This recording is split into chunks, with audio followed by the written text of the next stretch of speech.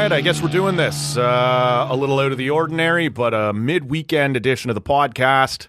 Matt Robinson with you, as always, in the TCA studio in beautiful Bytown, Canada. Thanks for joining me here for this one. Hope you're all having a fantastic weekend. If I'm here now, it's obviously for a reason, and that reason is things are about to be a little wobbly, a little off-kilter here for a couple days. We'll get into all of that. Give us a follow on social media at TallCanAudio. And subscribe to the pod wherever you're hearing us right now. As we have a little Saturday pint and shoot the shit. Look, a couple things I want to talk to you about. The Sens get a big win here on Saturday afternoon. The Charge don't deserve one, but get a big win themselves. Canada out of the World Baseball Classic after a pretty good showing. And I guess, I don't know, maybe we'll get into it again. There's news once more on the Ottawa Charge and their arena situation. I have voiced my opinion on this before. It is rarely received well, but hey, why not? Maybe one more time. The reason this one is out is because I'm not certain there's going to be a Monday morning show. A couple of little schedule snafus, going to be in and out here a little bit on Sunday and Monday. That's going to interrupt the typical Sunday afternoon recording time. So that will not drop, at least not in a way that you're used to. But we have made some alternate arrangements. We are now coming down the final stretch of spring training, and so we are long overdue to get into some baseball talk with our buddy Andrew Stoughton from the batflip.ca. I will record with him early on Sunday before things go a little haywire. I'm just not sure when that's going to get edited. Maybe it'll be out in time on Monday morning. It might be a little later in the day on Monday. I'm not sure how all of this is going to come together. But there will be a show at some point on Monday featuring our buddy Andrew Stoughton. And instead of it being sort of the usual all-encompassing weekend sports news thing, it'll be baseball. Now, we'll have a couple of things to talk about. Certainly what's gone on around the World Baseball Classic, as well as Blue Jays spring training. We'll get Stoughton's take on all of that, but probably no hockey on that one. And we'll get into some of that later in the week. I do have another iron in the fire as far as Wednesday goes, but no commitment yet. So I've been burned a couple times here lately, as you guys know, so we won't tease anything that way. And then our buddy Bunda finally makes his return to the studio on Thursday. As you guys know, Bunda's a regular. He's on here all the time. But the last little while, it's all been online. It's all been done remotely while he's been taking care of the old family farm. That weight is off his shoulders. No longer his responsibility, as its normal purveyor is back. And so he will be able to get in here in person. Believe it or not, I've actually still got a couple of Christmas beers to hand out to that guy. He's got a couple of gambling winnings for me to pay off. We bet a 6-pack on some UFC stuff that we'll no doubt get into with him later in the week. He's going to come in on Thursday afternoon. We probably won't hold that till Friday. As soon as it's done, we'll get it up and out the door. But like I said, the next few days, just kind of a little off kilter, a couple of things going on. So wanted to give you guys a little bit of a heads up on that. Let's start with Canada being eliminated on Friday night from the World Baseball Classic. 5-3 loss to the Americans. And when you look at it, you're kind of like, all right, it's not so bad, right? I think a lot of people had Canada scheduled for an ass tanning in that game. And look, Canada has a lot of talent, but a lot of it didn't end up making the trip to the World Baseball Classic. And some of the big talent that you did have didn't have the best week. And we'll get into some of that. But when you look at what the Americans are bringing and what you look at what they were going to throw at Canada, I think a lot of people were sort of expecting the worst. Despite really weird crowd trying to turn this into Canada, USA, Olympic hockey all over again, or World Junior hockey, something where you're kind of evenly matched. Whereas if you put this in context, I think you're talking about more like at the Olympics, Canada, Switzerland in Olympic hockey, like a team that's got some talent and maybe when they have a good day can jump up and bite you on the ass. But the Americans will never miss an opportunity to paint themselves as an underdog somehow, or like this is a chance for revenge. It's somehow inbred into them, however you want to, what part of the country you're looking at. So that was strange. But like Canada had their moments, well, good and bad. Like I think this has to be it for Ernie Whitt. I don't even really understand how he became so associated with Canada. The guy's from Michigan. I guess he was here long enough that we just decided close enough. But man, he was showing his warts a little bit, towards the end of this tournament. Like when your tournament is on the line and you're facing a lineup like the Americans have, you cannot be throwing Philippe Aumont out there. I'm sorry. He's a great story. I'm glad he was on the team. You know, when you found moments to use him in the round robin or pool play, whatever we're calling it in this tournament, that was cool enough. But I'm sorry. Like you gotta be smarter than to run him out there in the situations that they did in that round. I know you're short on top end relievers. You don't have Cade Smith. You don't have Matt Brash.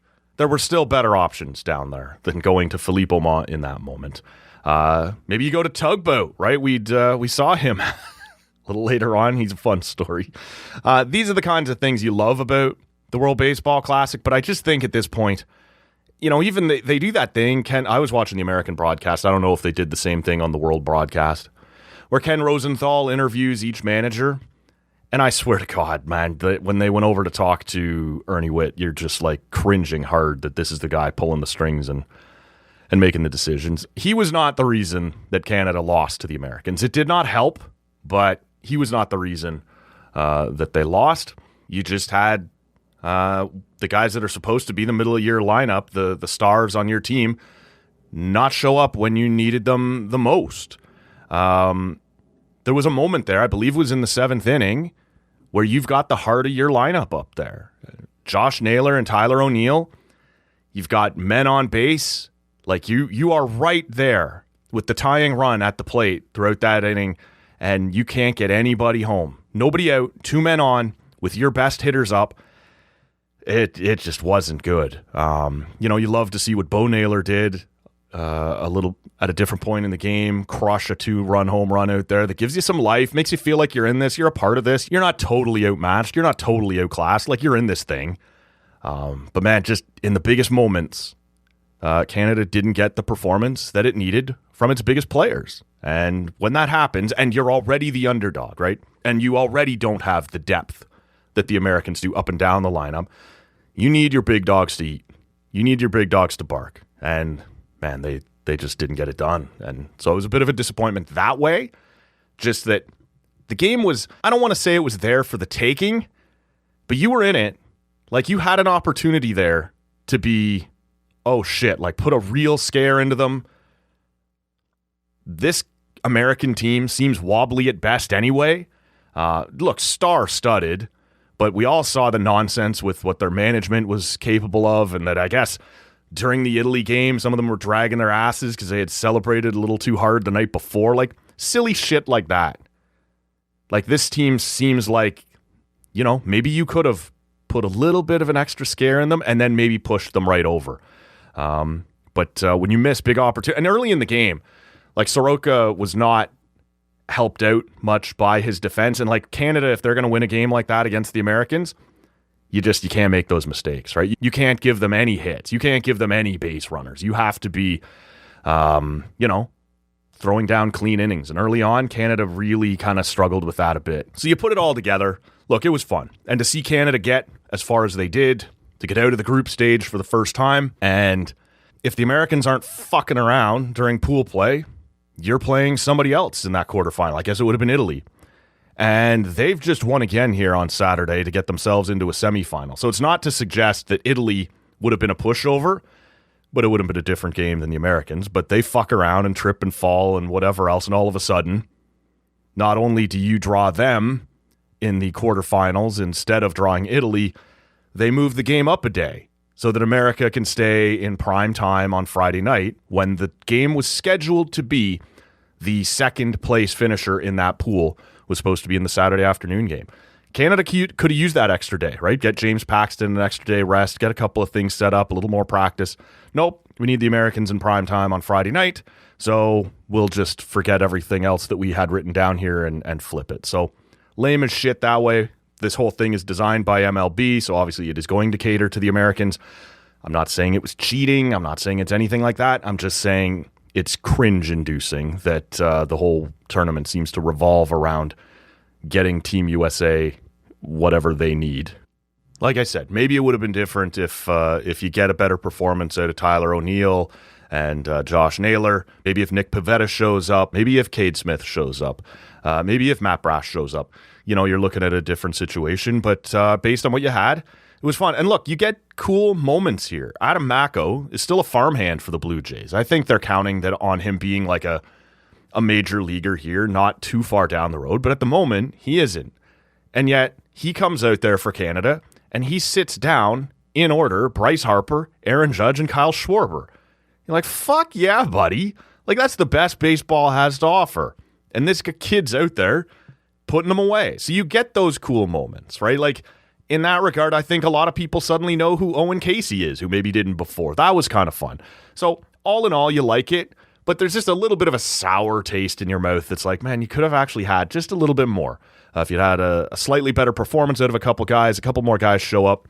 And we'll see, and we'll talk to Stoughton about this on the next episode. But I'm not going to go crazy here and call it the Vince Carter effect that we've overused for 2 decades now. But, like, what could it mean? If the Jays stay good and continue to float, the idea that baseball can be a Canadian game, if they hold up their end of the bargain and it stays popular and it stays kind of hot, in 3 years at the next World Baseball Classic, maybe a couple more guys show up to contribute and you've developed a couple more guys, we'll see. But I think Canada has started down a good road here, and we'll see where it goes. Like I said, we'll get into more about that with Stoughton on the next episode. I don't know if I got a whole lot on the NHL right now, to be honest with you. I'm not touching the fucking Leaf thing.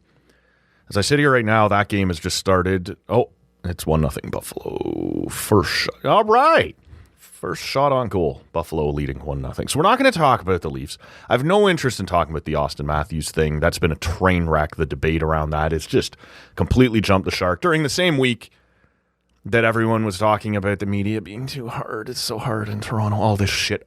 I'm sick of it. I'm tired of it. I'm over it. I'm kind of over the Leafs at the moment. As you can see, I'm in here talking to you. I'm not out there watching the hockey game. The Sens, I did catch most of that game on Saturday afternoon. Pretty impressive, to be honest with you. And they're making this interesting. At the time I'm sitting here right now, I don't know the results of the Detroit game or the Boston game. But if things were to go Ottawa's way here on Saturday night, they could find themselves just 4 points back of Detroit with 2 games in hand and a head-to-head in a week or so. I've said now for a couple of weeks, I think Detroit's the team that Ottawa has to try and catch here, and that is on the table. I still think the odds are against them, obviously, but, right there for them.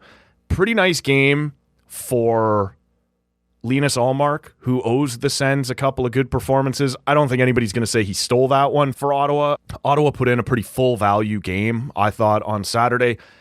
And in the shutout, certainly Ullmark deserves some credit for, but man, the Sens in general, with Sanderson out, your top defenseman, it sort of looked like the Sens for a little while might have to win a couple of these things 5-3, which I'm not certain they're built to do.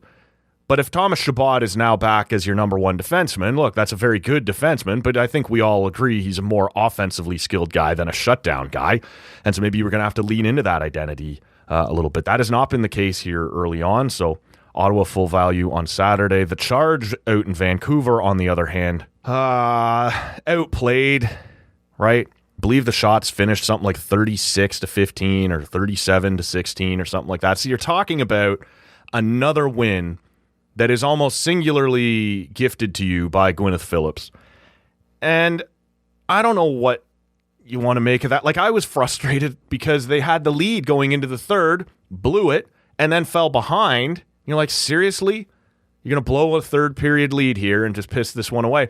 And maybe that's unfair because you'd been outplayed all day. Like, typically piss one away, blow a third period lead makes it sound like you had the game solidly in control. Ottawa was leading, they probably weren't solidly in control, if I'm being fair, the way they were being outplayed and the way they were being outshot. Now, they do manage to score late and get to overtime, which is just about all they ever do now, right? So you end up, like, I guess this is a glass half full, glass half empty, Matt's grumpy, Matt's happy kind of situation. You had the lead going into the third, and you blew it. Instead of grabbing the 3 points in regulation, you gave up the lead. But then you scored late to tie it up, so you did pull one out of the fire and get 2 points when you could have had none. But you also could have had 3. Like, I'm not really sure where to fall on this. I think at this point, I probably have to just come to terms with the fact that this team just is what it is. A kind of middling, middle-of-the-road, kind of average team in the PWHL. I believe they jumped back into a playoff spot here. I know they would have with 3 points. I think 2 points put them back in a playoff spot, but there's a ways to go here. But they're going to be fighting it right down to the wire. They're not going to get in comfortably. It doesn't look like they're going to fall way out of it. And so maybe that's just who they are. They're just not good enough to beat teams in regulation as consistently as they need to outshoot teams, to dominate teams. And you're going to have to ride Gwyneth Phillips.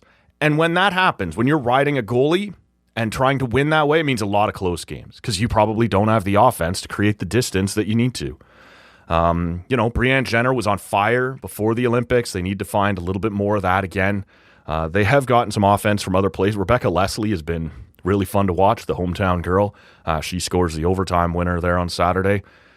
But I think at this point, they just are who they are, right? A middling team. They might make it by just the skin of their teeth. They might miss by just the skin of their teeth. But at this point, I probably have to get over the idea that, man, put some people away in regulation. Well, it's not that simple when you're getting outshot 2-1 every night. So I guess I will dive into the arena talk again. As news came out on Thursday, maybe Friday, doesn't matter, that the PWHL has begun conversations with the Ottawa Senators about moving into their arena out at Canadian Tire Centre in Canada. So this comes with all sorts of baggage that Sens fans have been dealing with for a very long time. The distance and sometimes the weather during the winter and all these sorts of things. But I find myself getting really frustrated with the league here. I think I made myself pretty clear a couple of months ago that the obvious solution, if the PWHL is unhappy with the money that taxpayers are paying to build a new arena at Lansdowne, that's fine. You don't have to play there. But you don't get to, as a tenant, twist the arm of the city and of OSEG and say, build it bigger for us. And my point then is the same as it was now. Let's say the PWHL believes it needs to be a 9,000-seat arena or a 10,000-seat arena to be fair to what the women's game is drawing right now. All right? We will build you a 9,500 seat. Even though we know the 67s only need 6,000 or 6,500, we will do it. We will go to 9,500 for you. The moment that the Ottawa Charge and the PWHL find out they can sell 9,501 tickets, they're gone. We will have this same conversation again, and all of a sudden, they will move in with the Senators at that new arena downtown when the Sens finally get that done in 5-6 years, whatever it's going to be. This is not a locally owned team. This is a billionaire who owns the league and every team within it. There is no loyalty here. There's nothing like that. So you're going to put the taxpayers on the hook for something that they can still walk away from in 5 or 8 years if the Charge aren't happy, if the league isn't happy. That bugs me. The whole endeavor bugs me. I don't think taxpayer money should go to building arenas for a billionaire. Should go to building arenas for pro sports. Men, women, any sport, I don't care. The person who owns this league can easily afford, if he wants to build an arena in every one of his markets to the exact specs he wants it. He's just choosing not to. He wants you to pay for it. And that's shit. He could build himself a 9,500 seat arena here in Ottawa if he wanted to do so. Charge would be the primary tenant. all the benefits that go along with that. I get it. It's not particularly realistic to have that many arenas of a similar size in one market, but he could do it. Just like almost all professional sports owners could build their own buildings. But first, you knock on the door of the local government and see if they'll do it for you. So, I think at this point, my frustration is that the PWHL have talked themselves into a corner. And now they're making it worse. This is all just one guy's opinion. And you're going to come at me again. I know this. We did this last time. I'm a fan. I got hoodies. I got jerseys. I've been to a couple games this year. I'm not going to defend myself every time I have an opinion that happens to sound like I disagree with the PWHL. Any of you who've been here for a little while know that I happen to disagree with the NHL quite a bit. Doesn't mean I hate them. I do kind of hate them. Especially you, Gary. I get to have an opinion, and you get to have one too. And it's great. And it doesn't mean Matt hates women's sports. There we go. I hate having to do it, but there it is. The requisite qualifier has been thrown down. They've said, we won't play at the new TD Arena.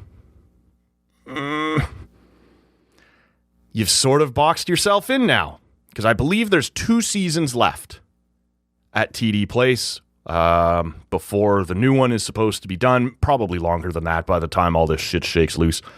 It was absolutely fine to say, we don't believe this is a viable long-term solution for us. And if this is what you're going to do, we don't think this works for us. That's okay. You could have stopped short of, we won't play there. Because you boxed yourself in. You could have said what I just said. This isn't viable long term. We will ride it out as long as we have to, and when the new building that the Senators open up downtown is ready, we will move there. That would have been fine. You could still sign a little lease with the city for those extra 3 years or whatever it was going to be, and left all your options open. But you didn't. Amy Shearer, here, the vice president of the league, steps out and says, we won't play there. That's going backwards. We won't do it. Okay, well, you've taken one option off the board. And now one of the pieces that was discussed in the story that came out this week was that they might move out to Canadian Tire Centre as soon as next season. And a lot of people are worried about that, and I get that. I'd be worried about it. That's a great location at TD Place. Sens fans will tell you and have been telling you for decades, Canadian Tire Centre, not as great of a location. It doesn't have to be the end of the world, but if the weather's shit or if you live in the East End, all these sorts of things, it's tough. It really is. You don't have to look any further than the Ottawa 67s to see how it goes when a team that isn't the Senators moves out of its sweet downtown location out to Canadian Tire Centre for a season or two, however long it was when the 67s had to move out for renovations there at TD Place. It didn't go well.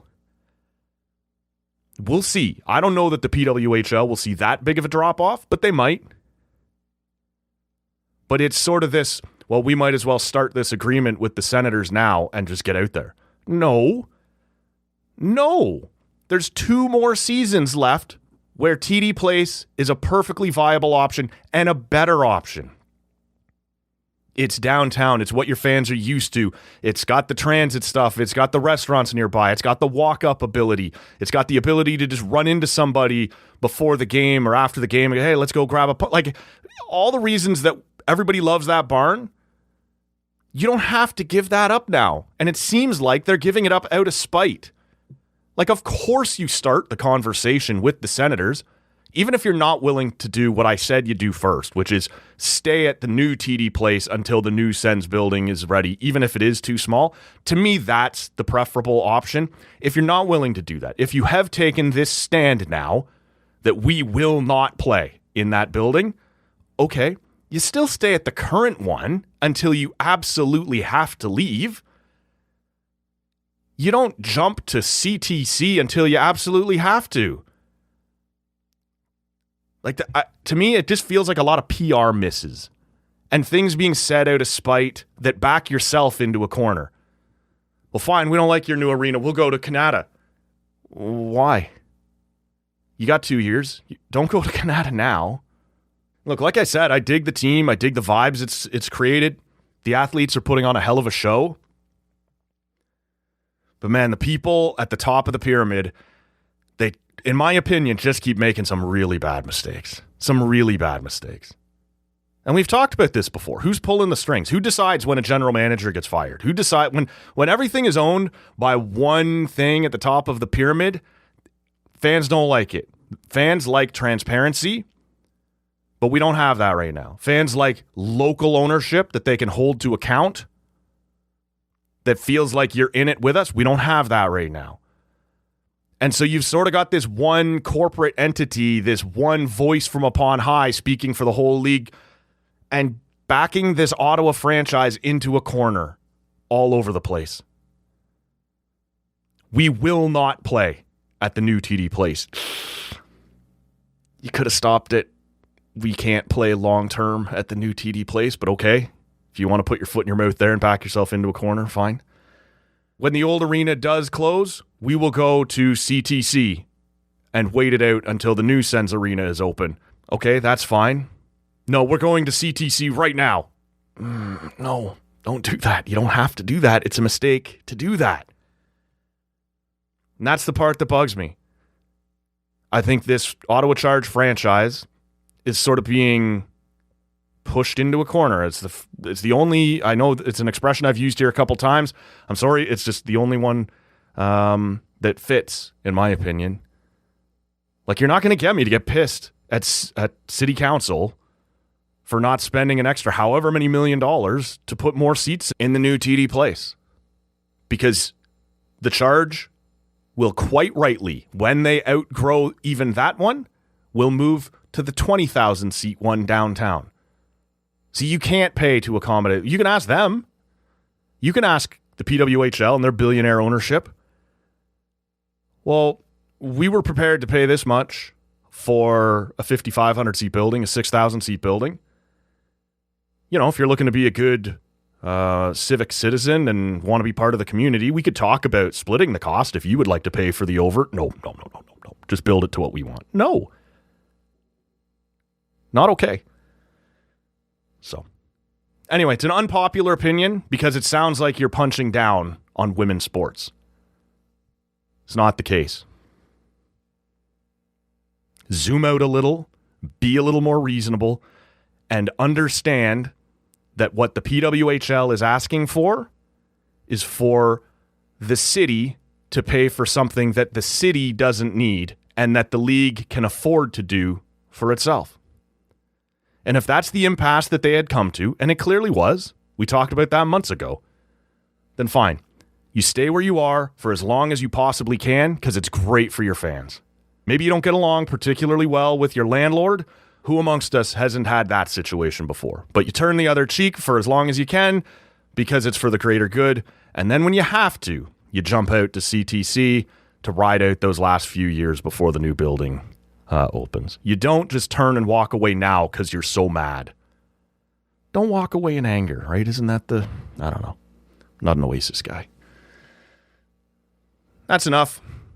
That will probably have ruined the mentions on our social media feeds on Sunday, so we can probably leave it there. As I said, no Monday morning show as you typically know it, but at some point on Monday, we will talk to our buddy Stoughton about the Blue Jays and about the World Baseball Classic. Man, Sunday night is going to be incredible. USA, Dominican Republic, that's going to be star-studded. Paul Skeens on the mound against that Dominican lineup. That's going to be awesome. We'll get into all of that, and then like I said, an iron in the fire for midweek, and then Bunda later on in the week. Lots still to come. So stay tuned. Thanks for checking this one out. Hope you've enjoyed it. My name is Matt Robinson. Enjoy the rest of your weekend.